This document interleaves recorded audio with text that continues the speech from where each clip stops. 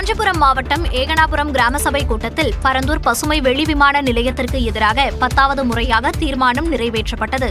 சென்னையின் 2வது விமான நிலையம் காஞ்சிபுரம் அருகே பரந்தூர் பகுதியில் அமைக்க முடிவு செய்யப்பட்டுள்ளது. இதற்காக 13 கிராமங்களை ஒன்றிணைத்து 5746 ஏக்கர் நிலம் கையகப்படுத்தப்பட உள்ளது. இதில் ஏகனாபுரம் உள்ளிட்ட கிராமங்கள் முழுமையாக கையகப்படுத்தப்பட உள்ளன. இதற்கு எதிர்ப்பு தெரிவித்து ஏகனாபுரம் கிராமத்தில் 852வது நாளாக போராட்டம் நடைபெற்றது. இந்நிலையில் இந்த கிராம மக்கள் இதற்கு முன்னதாக விமான நிலையத்திற்கு எதிராக 9 முறை கிராம சபை கூட்டத்தில் தீர்மானம் நிறைவேற்றியுள்ளனர். 7 முறை கிராம சபை கூட்டத்தை புறக்கணித்தனர். இந்நிலையில் சனிக்கிழமை நடந்த கிராம சபை கூட்டத்தில் 10வது முறையாக விமான நிலையத்திற்கு எதிராக தீர்மானம் நிறைவேற்றியுள்ளனர். இந்த 10வது முறை நாங்கள் கிராம சபையிலே எழுதுகிற தீர்மானத்துக்காவது இந்த மாநில அரசு கவனத்தை செலுத்தி இந்த மக்கள் என்ன பிரச்சனையில் வாடுகிறார்கள், இங்கு நிறைவேற்ற முடியாத திட்டமாக இருக்கக்கூடிய பரந்தூர் பசுமை விமான திட்டத்தை தயவு கூர்ந்து ரத்து செய்யுமாறு உடனடியாக முதல்வர் அவர்கள் தலையிட்டு இந்த திட்டத்தை ரத்து செய்து மக்களையும் விவசாயத்தையும் இந்த கிராமத்தையும் காப்பாற்றி தருமாறு அன்போடு கேட்டுக்கொள்கிறோம். ஏகனாபுரம் கிராமத்தில் வளர்ச்சி திட்ட பணிகள் மேற்கொள்ளவில்லை என தமிழக அரசை கண்டித்து கிராம சபையில் இருந்து வெளியேறி முழக்கங்களை எழுப்பினர்.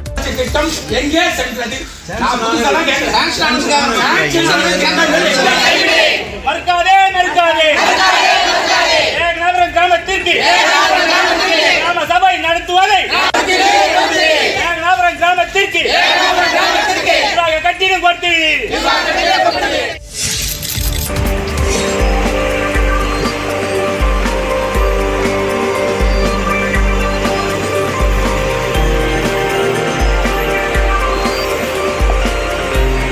நீலகிரி மாவட்ட ஆட்சியர் உள்ளிட்ட அதிகாரிகள் இவ்வாறு பரிசல் பயணம் மேற்கொண்டது மலை கிராமத்தில் நடைபெற்ற கிராம சபை கூட்டத்தில் பங்கேற்கத்தார். கோத்தகிரி ஊராட்சி ஒன்றியத்தில் தெங்குமரஹாடா, கள்ளம்பாளையம், அள்ளிமாயார் ஆகிய 3 இருடர் பழங்குடியின கிராமங்கள் உள்ளன.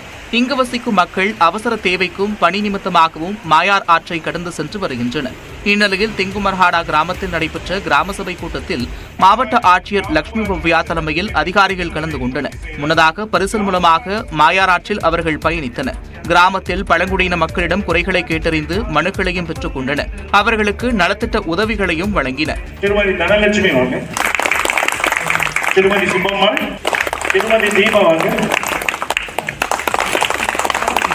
அங்கு நடைபெற்று வந்த வாக்காளர் முகாம் குறித்தும் ஆட்சியர் ஆய்வு செய்து கேட்டறிந்தார். தூத்துக்குடி மாவட்டம் ஒட்டப்பிடாரம் அருகே ஆன்லைன் ரம்மியில் 20,000 ரூபாயை இழந்த கூலி தொழிலாளி தற்கொலை செய்து கொண்டுள்ளார்.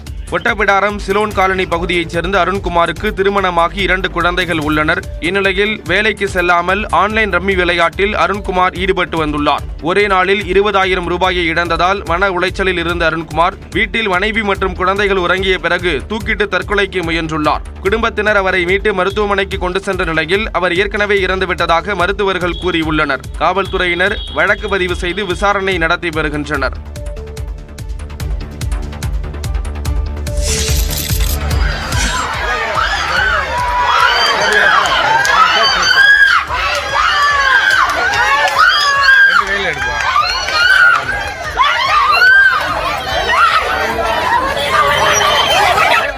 சாமி சிலையை அகற்றச் சென்ற வருவாய்த்துறையினரை கண்டித்து பெண்கள் சாமி ஆடிய காட்சிதான் இது. வேலூர் மாவட்டம் காட்பாடி அருகே எல்ஜி புத்தூரில் சுமார் 20 ஆண்டுகளாக பொன்னியம்மன் கோயில் ஒன்று இருந்து வருகிறது. ஆனால் கடந்த சில நாட்களாக அதற்கு எதிரே உள்ள அரசுக்கு சொந்தமான இடத்தில் பொன்னியம்மன் சிலையை வைத்து அப்பகுதி மக்கள் வழிபட்டதாக தெரிகிறது. இதனை அறிந்த அப்பகுதிக்கு சென்ற வருவாய்த்துறையினர் அம்மன் சிலையை கொண்டு சென்றனர். இதனை கண்டித்து அப்பகுதி பெண்கள் சாமி வந்து ஆடினர்.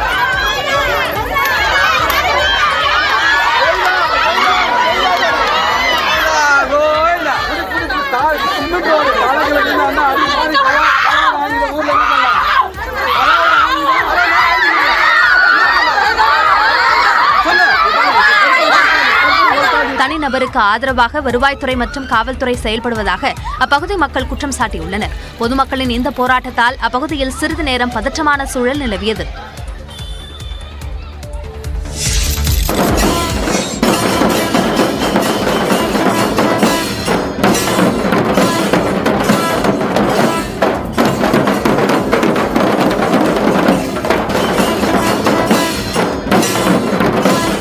திருவண்ணாமலை கார்த்திகை தீப திருவிழாவுக்காக சென்னை தாம்பரத்திலிருந்து திருக்குடைகள் ஊர்வலமாக எடுத்து செல்லப்பட்டன. புகழ்பெற்ற திருவண்ணாமலை அருணாச்சலேஸ்வரர் கோவிலில் அடுத்த மாதம் 13ஆம் தேதி திருக்கார்த்திகை தீப திருவிழா நடைபெறவுள்ளது. இந்த விழாவிற்காக திருக்கோவில்கள் கூட்டமைப்பு சார்பாக ஆண்டுதோறும் திருக்குடைகள் வழங்கப்பட்டு வருகின்றன. இந்நிலையில் சென்னை தாம்பரத்தில் உள்ள விநாயகர் கோவிலிலிருந்து திருவண்ணாமலைக்கு சிவ வாத்தியங்கள் முழங்க திருக்குடைகள் ஊர்வலமாக எடுத்துச் செல்லப்பட்டன.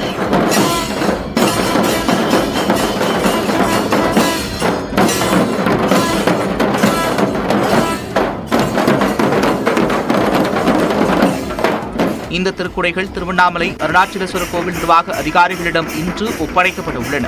திருக்குடைகளுக்கு வழிநெடுங்கிலும் பக்தர்கள் சிறப்பான வரவேற்பு அளித்து தரிசனம் செய்தனர். மகாராஷ்டிரா மாநிலத்தில் பாஜக காங்கிரஸ் நேருக்கு நேர் மோதிய இடங்களில் யாருக்கு அதிக வெற்றி கிடைத்தது என்பது குறித்தும், இரண்டாக பிரிந்த சிவசேனா தேசியவாத காங்கிரஸ் கட்சிகளில் இருதரப்பும் நேருக்கு நேர் மோதிக்கொண்டதில் வென்றது யார் என்பது குறித்தும் விளக்குகிறார் ஸ்ரீராம். இந்த நிலையில தான் காங்கிரசும் பிஜேபியும் நேருக்கு நேர் மோதிய தொகுதிகளினுடைய எண்ணிக்கை அப்படின்னு பார்த்தா மொத்தம் 75 தொகுதிகளில் நேருக்கு நேர் மோதி இருக்காங்க. இதுல 64 இடங்கள்ல பாஜக வெற்றி அடைஞ்சிருக்காங்க.